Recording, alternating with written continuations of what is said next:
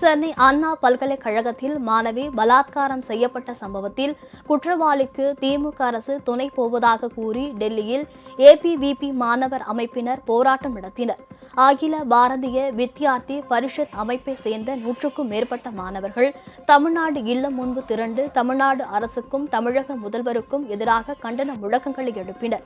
பாதிக்கப்பட்ட மாணவிக்கு ஆதரவாக அரசு இருக்க வேண்டுமே தவிர குற்றவாளியை பாதுகாக்கும் நோக்கில் செயல்படக்கூடாது என்றும் அவர்கள் கண்டன முழக்கங்களை எழுப்பினர்.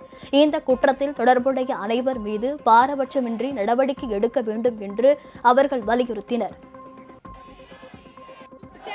Against the shamelessness of MK Stalin and DMK government, the way they are protecting accused rapists of a victim of a 19-year-old student who was raped in her own university by DMK leaders, the way they are protecting them, the way they are trying to protect the accused rapists, it's shameless, it's completely unacceptable.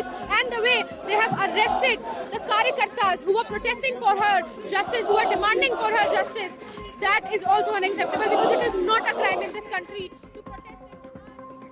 மாணவர் அமைப்பின் போராட்டத்தை அடுத்து டெல்லி தமிழ்நாடு இல்லம் முன்பு போலீசார் ஏராளமானோர் பாதுகாப்பு பணியில் ஈடுபட்டிருந்தனர்.